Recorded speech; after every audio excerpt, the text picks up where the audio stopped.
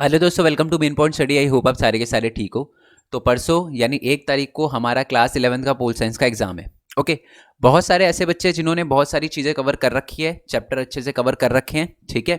बहुत सारे ऐसे बच्चे हैं जिन्होंने थोड़ा बहुत कवर कर रखा है, और कुछ ऐसे बच्चे हैं जिन्होंने अभी तक कुछ भी कवर नहीं कर रखा, जिनको ये समझ नहीं आ रहा कि आप करें तो करें क्या। ठीक है। ये मैं जो बात बोलने वाला हूँ ना, ये वीडियो जो है ये तीनों टाइप के बच्चों के लिए होने वाली है। बट पहले उन बच्चों की बात करते हैं जिन्होंने अभी तक कुछ भी नहीं करा। देखो बच्चे, अगर आपने अभी तक कुछ नहीं करा और आप समझ रहे हो कि जी चलो बुक उठा के चैप्टर पढ़ना स्टार्ट करते हैं, तो बच्चे आपके पास टाइम नहीं है। ठीक है। आप ये काम कर सकते थे अगर आपका 1 महीने बाद एग्जाम होता, बट आपका एग्जाम जो है वो परसों है और बुक उठाने का कोई ज़्यादा फायदा होने वाला नहीं है, क्योंकि एक चैप्टर करने में ही आपको 3-4 घंटे लग जाएंगे, और टाइम की तो सबसे बड़ी दिक्कत है। ठीक है। बट हमको क्या करना है, हमको मार्क्स लाने हैं। अब अगर आपको पोल साइंस के एग्जाम में अच्छे मार्क्स लाने हैं तो वो तो आप एक दिन में भी ला सकते हो। मैं आपको बता रहा हूं, आप बहुत प्यार से 90% अबव स्कोर कर सकते हो अगर जो मैंने बताया ना वो आप फॉलो कर लो। देखो, हर चैप्टर के अंदर से कुछ ऐसे क्वेश्चन होते हैं जो एग्जाम के अंदर आते ही आते हैं, मतलब कंफर्म है आते हैं। जैसे कि मैं आपको एग्जाम्पल देता हूं। पहला ही चैप्टर मान लो संविधान की ओर कैसे की बात करते हैं, ठीक है। Okay, constitution why and how. तो मान लो उसके अंदर से क्वेश्चन आता है कि ये बताओ इंपॉर्टेंस ऑफ कॉन्स्टिट्यूशन, या संविधान हमारे लिए क्यों आवश्यक है, या संविधान का महत्व बताओ, या संविधान का कार्य बताओ। तो ये क्वेश्चन तो बनता ही बनता है। तो ऐसे ही हर चैप्टर के अंदर से कुछ ऐसे क्वेश्चन होते हैं जो कि बनते ही बनते हैं। और अगर सिर्फ वही वो करके जाओ आप एग्जाम में, तो आप सोच नहीं सकते कि आपके बहुत प्यार से 90% और 85% अबव बहुत प्यार से आ जाएंगे। बट हाँ, इसमें कुछ एक और चीज है, वो भी मैं अभी बताऊंगा, वीडियो के एंड में बताऊंगा मैं आपको कि एक और चीज है। मतलब मोस्ट इंपॉर्टेंट क्वेश्चन तो आपको करने ही करने हैं, बट एक और चीज है जिसकी वजह से मार्क्स कटते हैं, और वो मैं बताऊंगा कि उससे आप कैसे बच सकते हो। ठीक है। बट एक बात आपको पता चल गई कि आपको हर चैप्टर के मोस्ट इंपॉर्टेंट क्वेश्चन कर लेने हैं अगर आपने अभी तक कुछ भी नहीं किया। सर मोस्ट इंपॉर्टेंट क्वेश्चन मिलेंगे कहां से? तो ये जी मोस्ट इंपॉर्टेंट क्वेश्चन की वीडियो आपको दे रखी होगी, यहां पर ये देखो दिख रही है। चुनाव के प्रतिनिधि, चुनाव और प्रतिनिधि हो गया, भारतीय संविधान में अधिकार हो गए, हमारे संविधान की ओर कैसे हो गया, और टेलीग्राम पे और भी चैप्टर की दे रखी है, न्यायपालिका हो गया।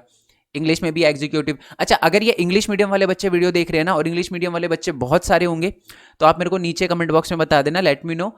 तो मैं इंग्लिश, क्योंकि मैं बता दूं मैं ऑफलाइन जहां पढ़ाता हूं वहां पर मैं इंग्लिश मीडियम वाले बच्चों को ही पढ़ाता हूं।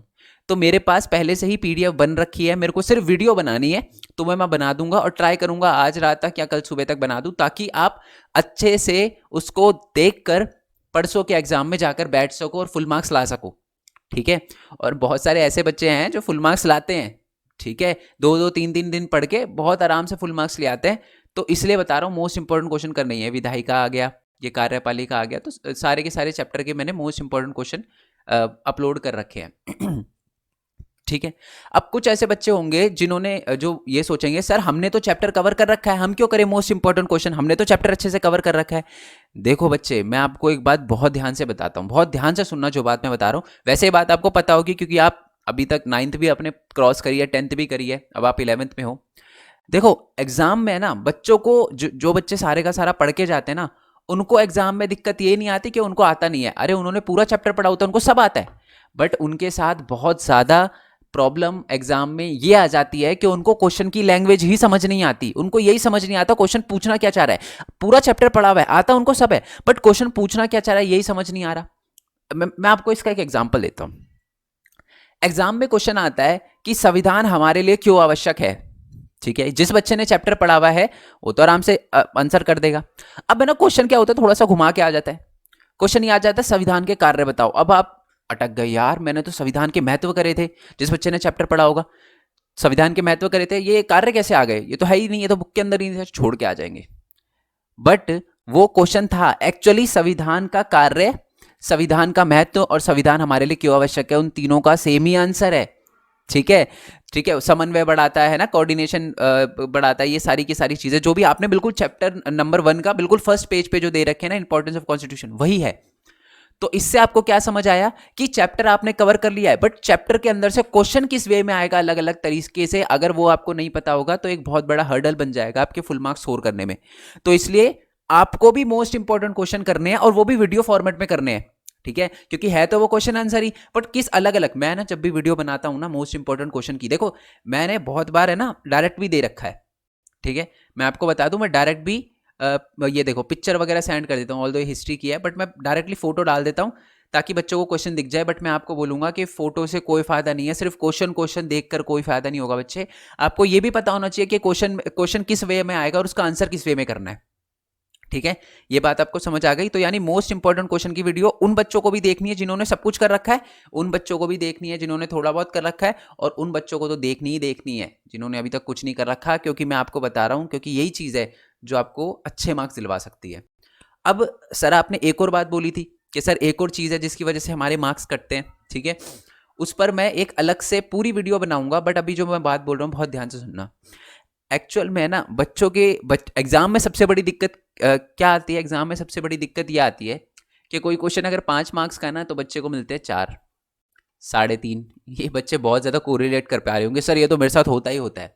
ठीक है, 3 नंबर का क्वेश्चन है तो मिलते हैं 2.5। ठीक है, 2। और एक्चुअल में यही आधे आधे एक एक नंबर कर करके 10-15 मार्क्स बन जाते हैं। और आपको समझ नहीं आता आपने इसमें ऐसा गलती करी क्या है जिसकी वजह से आपका 1 मार्क्स, 1.5 मार्क्स, आधा मार्क्स कटा है। तो मैं यही बता दूं, यहीं पर सबसे बड़ा रूल आता है जी प्रेजेंटेशन का। ठीक है, अगर आपकी प्रेजेंटेशन अच्छी है ना तो आपके 10-15 मार्क्स तो यूं ही बढ़ जाएंगे। बहुत प्यार से आप अपने एग्जाम में 10-15 मार्क्स बढ़वा सकते हो अगर आपकी प्रेजेंटेशन अच्छी है तो। ठीक है, अब आप बोलोगे सर प्रेजेंटेशन का मतलब क्या है? प्रेजेंटेशन का मतलब होता है आंसर लिखने का तरीका। ठीक है, अब ये भी समझ नहीं आ रहा होगा सर आंसर लिखने का तरीका इसका क्या मतलब है। देखो, अब मान लो लेट्स एज्यूम कि आपको आ जाता है एग्जाम में सिंपल क्वेश्चन कि ये बताओ कि संविधान के महत्व। चलो इसी क्वेश्चन से स्टार्ट करते हैं, संविधान के महत्व बताओ। ठीक है, तो अब एक बच्चा होगा जो लिखेगा संविधान का महत्व, पैराग्राफ में आंसर लिख देगा कि हाँ ठीक है संविधान के महत्व होते हैं। फर्स्ट पॉइंट से सीधा एक ही बार में पूरा पैराग्राफ पे लिख दिया तो सारे पॉइंट सही होंगे, बट फिर भी बच्चे को 5 में से 2.5, 3, 3.5 मार्क्स मिलेंगे मैक्सिमम। क्यों? क्योंकि उनकी प्रेजेंटेशन अच्छी नहीं है। जब अगर मान लो आपका आता है ना संविधान के महत्व बताओ, तो सबसे पहले ऊपर इंट्रोडक्टरी लाइन डालनी है कि संविधान के महत्व, संविधान का महत्व नीचे निम्नलिखित है, ये पहला पॉइंट डालना है। उसके बाद पहला पॉइंट लिखना है। पहले पॉइंट में क्या लिखना है कि समन्वय बढ़ाता है। ठीक है, फिर ये एरो डालना है, फिर नीचे से स्टार्ट करना है। तो यही होती है प्रेजेंटेशन और यही खेल होता है। अब आप बोलोगे सर इससे आपको लगता है 1 आधा मार्क्स बढ़ जाएगा? अरे बहुत प्यार से बढ़ जाएगा। पता है क्यों? हमें लगता है कि हमें एग्जाम में आंसर ऐसे करके आना है, हमें बिल्कुल ऐसा पेपर करके आना है जो हमारे लिए आसान हो। नहीं बच्चे, आपको पेपर ऐसे करके आना है जो टीचर के लिए आसान हो चेक करना। ठीक है, आप पैराग्राफ में लिख तो दोगे, आपको लगेगा जी हमने तो पूरा ही लिखा है, हमको तो पूरे 5 में से 5 नंबर मिलेंगे, बट मिलते हैं 3, मिलते हैं जी 3.5, मिलते हैं जी 2.5, मिलते हैं 3। ऐसा क्यों? क्योंकि टीचर को समझ नहीं आता जी कहां से। अगर आपको ये लगता है ना टीचर पूरा पूरा आंसर चेक करती है, तो ये भी बात गलत है बच्चे। पूरा आंसर टीचर बहुत कम पढ़ती है। ठीक है, तो आपको ये बात ध्यान रखनी है कि टीचर पूरा आंसर पढ़ रही नहीं है। ठीक है, टीचर को बस दिखने में आंसर अच्छा लगना चाहिए। और कुछ कुछ टॉपिक है ना जो आपको बिल्कुल देखो, जैसे कि मान लो संविधान के कार्य नीचे निम्नलिखित है, और पहले पॉइंट दिख रहा है समन्वय, दूसरा दिखा है कि बुनियादी पहचान प्रदान करता है, तीसरा पॉइंट लिखा है जी ये सरकार की शक्तियों पे सीमाएं लगाता है। तो टीचर को ये कंफर्म हो गया, बच्चे को आंसर तो आता है, क्योंकि जब हेडिंग इसने सही डाली है तो आंसर आगे सही लिखेगा। अब इसकी मैं अलग से ऑल दो डेडिकेटेड वीडियो बनाऊंगा कि प्रेजेंटेशन में क्या क्या चीजें इंक्लूड करनी है और किन किन चीजों का ध्यान रखना है, सेक्शन वाइज अटेम्प्ट करना है, मतलब अलग से वीडियो बना दूंगा इसकी।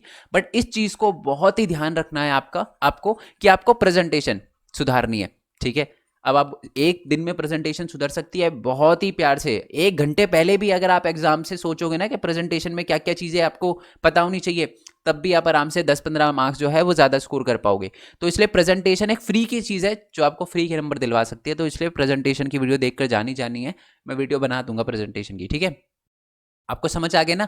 मैंने पहली बात तो ये याद रखनी है कि चैप्टर के मोस्ट इंपॉर्टेंट करने ही करने हैं क्वेश्चन, वीडियो फॉर्मेट में करने हैं। वीडियो को 2x करके देख लो, मेरे को कोई दिक्कत नहीं है बच्चे, मैं चाहता हूं बस आपके मार्क्स अच्छे आए।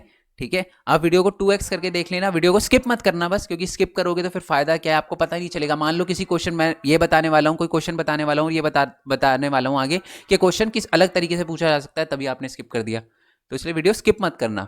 ठीक है, और ये भी देखना कि आंसर किस फॉर्मेट में लिखा हुआ है। मैं क्वेश्चन के साथ आंसर भी दिखाता हूँ, वीडियो बनाता हूँ, तो ताकि आपको ये पता चल जाए कि आंसर किस फॉर्मेट में लिखना है। ठीक है जी, बाकी आपके एग्जाम के लिए आपको अभी ऑल द वेरी बेस्ट है। डोंट वरी, अभी मैं मिलूंगा, अभी 2-3 वीडियो तो अपलोड करनी है।